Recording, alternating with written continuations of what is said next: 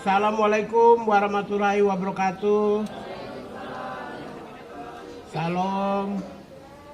Ya, kami sampaikan terima kasih sudah datang ke sini teman-teman sekalian, pekerja media yang saya muliakan, saya banggakan. We love you all. We love you. Loh, wartawan, we love you. Love, ya. Barusan ini Pak Gubernur Jawa Barat, Kang Deddy, datang ke kantor Kementerian Hak Asasi Manusia. Kami sudah duduk bertukar pikiran beberapa hal dalam rangka memajukan bangsanya, bangsa Indonesia untuk masa yang akan datang. Khususnya peningkatan kompetensi dan kualitas sumber daya manusia Indonesia. Apa yang kami bicarakan, kami Kementerian Hak Asasi Manusia memberi apresiasi kepada pemerintah Provinsi Jawa Barat, dalam hal ini gubernur, dengan gagasan-gagasan yang visioner yang memajukan sumber daya manusia yang unggul dalam pendidikan, dalam keterampilan, dan dalam peningkatan kompetensi mental, karakter, dan kualitas serta tanggung jawab. Ya, kebijakan peningkatan sumber daya manusia tersebut sebenarnya adalah menyertai target pemerintah di mana 2045 adalah Indonesia Emas. Dalam Indonesia Emas itu kita bagi ada 3 segmen, 3 rentang waktu. Rentang waktu pertama adalah 2025 sampai 2035 itu adalah transformasi bangsa, menyiapkan SDM-SDM yang unggul. Oleh karena itulah beberapa kebijakan Presiden antara lain makan bergizi gratis, pendidikan, kesehatan, dan peningkatan kompetensi, skills, dan sumber daya manusia, membumikan kebijakan-kebijakan populis dari Sabang sampai Merauke secara masif. Itu adalah menyiapkan SDM yang unggul pada masa yang akan datang. Salah satu kebijakan yang diambil dalam rangka itu secara teknis, satu program unggulan itu adalah yang seirama, senasib dengan astacita Presiden Prabowo adalah pendidikan bagi mereka yang ada di Jawa Barat yang digagas oleh Pak Gubernur Jawa Barat. Oleh karena itulah kami menyambut positif dan kami dapat banyak informasi tentang apa yang dilakukan dan apa yang akan dilakukan ke depan. Secara teknis dan eksplisit akan disampaikan oleh Pak Gubernur Jawa Barat. Silakan Pak Gubernur. Baik, terima kasih Pak Menteri. Assalamualaikum warahmatullahi wabarakatuh. Sampurasun.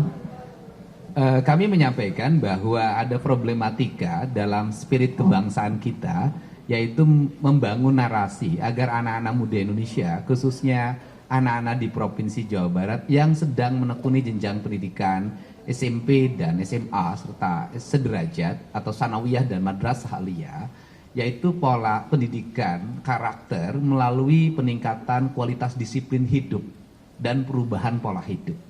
Nah, prinsip perubahan pola hidup itu apa sih yang terjadi? Yang terjadi pada anak-anak di Jawa Barat itu pola hidupnya adalah mereka rata-rata tidurnya jam 4 pagi. Karena waktunya dihabiskan untuk main game online. Kemudian berdampak pada mereka tidak bersekolah. Selain berdampak tidak bersekolah, mereka sering terorganisir secara sistemik melalui kekuatan media sosial, melakukan pertarungan-pertarungan secara terbuka dan tertutup, melahirkan banyak orang yang terluka, bahkan banyak orang yang meninggal. Kemudian yang berikutnya adalah beredarnya obat-obat yang tidak layak dikonsumsi dari sisi kesehatan, yang dijual secara terbuka sebenarnya berharga di bawah Rp10.000 dengan 3 butir, istilahnya eksimer dan sejenisnya, serta minuman-minuman yang beredar secara luas yang bisa diakses oleh anak-anak SMP. Nah, ini adalah problem yang harus segera diselesaikan. Nah, problem itu ternyata tidak bisa diselesaikan di internal sekolah melalui pendekatan bimbingan konseling. Dan problem itu juga tidak bisa diselesaikan di internal keluarga oleh ayah dan ibunya. Nah, karena problem ini tidak bisa diselesaikan di sekolah dan di keluarga, serta tidak semua problem itu bisa ditangani lewat peradilan anak, maka harus ada upaya jangka pendek yang bisa dilakukan melalui pola pendidikan disiplin siswa. Dalam kaidah bahasa saya adalah pendidikan bela negara dengan penguatan pendidikan berkarakter. Maka kami menggandeng lembaga TNI, karena TNI memiliki pengalaman dalam melakukan pola pendidikan, baik untuk kalangan militer maupun kalangan sipil. Di kalangan sipil dikenal namanya prajabatan. Di kalangan sipil hari ini untuk masuk industri, banyak yang dilatih di Dodik, Pangkodam 3 Siliwangi, Lembang, untuk membangun kebugaran. Nah, metodologi pendidikannya yang kami sampaikan tadi ke Pak Menteri adalah, yang pertama adalah pembangunan kualitas disiplin. 1, melepas HP. 2, melepas tradisi bermotor. 3, melepas minuman keras. 4, melepas obat-obatan terlarang. 5, melepas konsumsi zat adaptif lainnya yang merusak saraf dan pikirannya.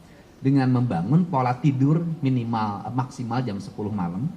Kemudian mereka bangun jam 4 pagi, mereka mandi, salat subuh bagi yang beragama Islam, membereskan ruang tempat tidurnya, masuk ke masjid, dan kemudian mendapat bimbingan rohani dari kiai yang menjadi bimbingan konselingnya. Setelah itu mereka sarapan pagi, setelah sarapan pagi mereka berolahraga, setelah mereka berolahraga mereka langsung mengikuti ruang kelas pembelajaran sebagaimana dia didapatkan di sekolah. Kami mendatangkan guru dari berbagai tempat, dan kemudian setelah itu mereka salat duhur, kemudian istirahat. Setelah istirahat mereka mengikuti program minat dan bakat melalui pendekatan olahraga.